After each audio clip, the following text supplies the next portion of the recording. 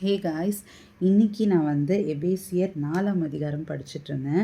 இதில் ஒரு வார்த்தை ரொம்ப அழகாக கொடுத்துருக்கு. என்ன அப்படின்னா, எபேசியர் 4:11 மேலும் நாம் அனைவரும் தேவனுடைய குமாரனை பற்றும் விசுவாசத்திலும் அறிவிலும் ஒருமைப்பட்டவர்களாகி கிறிஸ்துவனுடைய நிறைவான வளர்ச்சியின் அளவுக்கு தக்கதாக பூரண புருஷராகும் வரைக்கும்.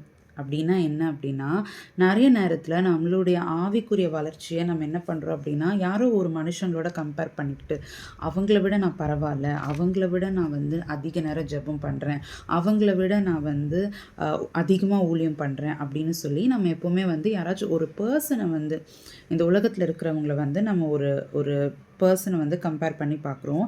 ஆனால் பைபிள் நமக்கு ரொம்ப தெளிவாக சொல்லுது. என்ன அப்படின்னா, நம்மளுடைய வளர்ச்சி ஸ்பிரிச்சுவலி நம்ம எவ்வளோ மெச்சூர்டாக இருக்கிறோன்றத யாரோட கம்பேர் பண்ணணும் அப்படின்னா, ஏசப்பாவோட கம்பேர் பண்ணணுமா. கிறிஸ்துவனுடைய நிறைவான வளர்ச்சியின் அளவுக்கு தக்கதாக. ஸோ அவர் எப்படி இந்த உலகத்தில் இருந்தாரோ, ஏசப்பா எப்படி இந்த உலகத்தில் இருந்தாரோ, அப்படிப்பட்டவர்களாக நம்ம இருக்கிறோமா. நம்மளுடைய எல்லா கேரக்டர்ஸ்லையும் நாட் ஓன்லி ஸ்பிரிச்சுவலி, நம்ம நம்மளுடைய குணத்தில் நம்ம எப்படி இருக்கிறோம். நான் அவங்கள விட நல்லவன், நான் இவளை விட நல்லவ, அவங்கள விட நான் அதிகமாக காணிக்க கொடுக்குறேன், நான் அவங்கள விட இந்த காரியத்தில் பெஸ்ட் அப்படின்னு சொல்லி மனுஷங்களோட உங்களை நீங்கள் கம்பேர் பண்ணிக்கவே கூடாது. நம்ம கம்பேர் பண்ண வேண்டிய ஆள் யார் அப்படின்னு சொல்லி பைபிள் நமக்கு தெளிவாக சொல்லுது. அப்படின்னா, கிறிஸ்துவின் நிறைவான வளர்ச்சியின் அளவு. அவர் எப்படிப்பட்டவராக இருந்தார்? அவர் பூரண சர்க்குணராக இருந்தார். அப்போ அதுதான் சொல்லுது, அளவுக்கு தக்கதாக பூரண புருஷராகும் வரைக்கும்.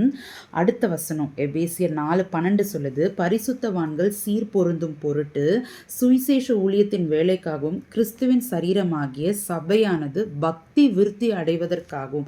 அப்போ நம்ம ஸ்பிரிச்சுவலி பக்தி விருத்தி அடைகிறது தான் நம்மளுடைய அந்த கிறிஸ்துவனுடைய அந்த குணம். அவர் எப்படி பூரணராக இருந்தாரோ, அவர் எப்படி இருக்கிறாரோ அந்த ஒரு பொசிஷனை அட்டைன் பண்ணுறது தான் நம்ம மேலே விடப்பட்ட கடமையாக இருக்குது. ஸோ ஒருவேளை நீங்கள் உங்களுடைய லைஃப்பை உங்களுடைய பர்ஃபெக்ட், உங்களுடைய ரைச்சியஸ்னஸ், உங்களுடைய நீதி, உங்கள் பரிசுத்தத்தை நீங்கள் ஒரு மனுஷனை உங்களோடு கூட இருக்கிற மனுஷர்களை ஃபோக்கஸ் பண்ணி அவங்களோட கம்பேர் பண்ணி அவங்கள விட நான் பெஸ்ட்டு, அவங்களோட நான் அதிகமாக ஜெபிக்கிறேன், அவங்களோட நான் அதிகமாக உபாசிக்கிறேன் அப்படின்னு நீங்கள் கம்பேர் பண்ணக்கூடாது.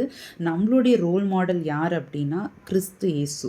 அவருடைய வாழ்க்கையை பாருங்கள், அவரோட கம்பேர் பண்ணுங்கள். அப்போ தான் நம்ம பூரண புருஷராய். அப்படின்னா வசனம் சொல்லுது, ஃபுல்லி எக்யூப்ட் செயிண்ட். நம்மளை தேவனுடைய பிள்ளைகளை வேதம் எப்படி சொல்லுதுன்னா செயிண்ட் அப்படின்னுது. ஸோ அந்த செயிண்ட் யாரோட தன்னை கம்பேர் பண்ணிக்கணுமா? கிறிஸ்துவோடு கூட கம்பேர் பண்ணிக்கணும். So have a nice day. God bless.